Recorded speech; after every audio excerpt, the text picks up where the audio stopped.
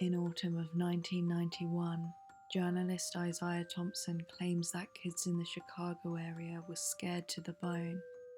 He explains as a fifth grader at Murphy Elementary, rumors started to circulate among his classmates for weeks and came to a boil as Halloween approached about a deranged man dressed as a clown. It wasn't safe to walk home alone. He was in their neighborhood. Someone had even seen him cruise past in his van. They called him Homey the Clown. This was the name of a character played by Damon Wayans on the early 90s sketch comedy show In Living Color. The character was an angry ex-con man who carried a sock for knocking kids upside the head. But that wasn't the Homey everyone was scared of. The Homey that everyone feared was a man dressed as a clown who'd supposedly been roaming the neighborhood and luring children into his white van, or maybe just snatching them and throwing them inside. No one at Murphy Elementary was too sure what was going on.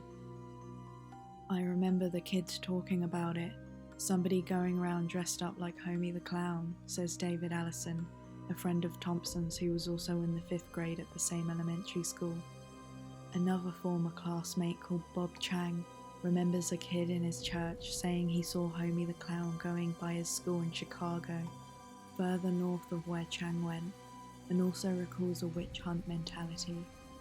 I remember that one day, a bunch of kids from the neighborhood and me were like, "We're gonna catch this guy," and we went walking the neighborhood looking for Homey. The more people you ask, the more you hear the same things, with slight variations. Sometimes Homey is a kidnapper, other times something even worse. The van sometimes changes colour, but white leads the other hues by a wide margin. Just one detail is consistent: Homey was always nearby. It might have relieved those at Murphy Elementary to know that kids all over Chicago and in some suburbs thought the same thing. To Sarah Reddycop, who was at Andrew Jackson Language Academy on the near west side, says her classmates were so sure that he was real. That's why you had to be careful when you were waiting for your parents to pick you up. Adults at the time also remember Homey. A friend of mine was volunteering at Oscar Mayer Elementary, says Murphy 2nd grade teacher Leanne Meredith, and a child saw a white van go by the school playground and started screaming, "It's the clown! It's the clown!" And I understand that they took everyone back into the school and called the police. Even at the peak of supposed Homey sightings, only a few schools took action.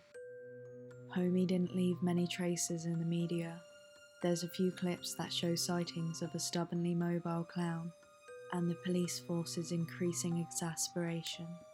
On October 9, 1991, WFLD-TV ran a 30-second news spot saying that police were treating Homey the Clown as an urban legend. 2 days later, the Trib ran an article headlined, "Police Taking Clown Sightings Seriously."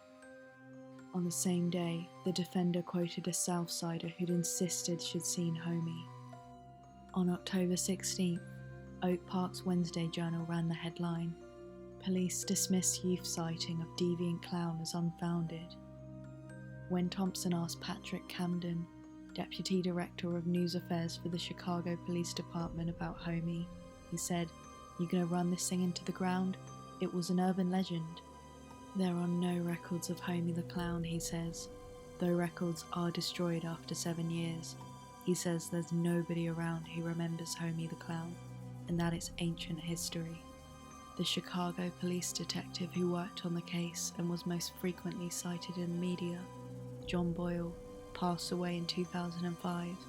Homey left town quietly, simply fizzling out of existence.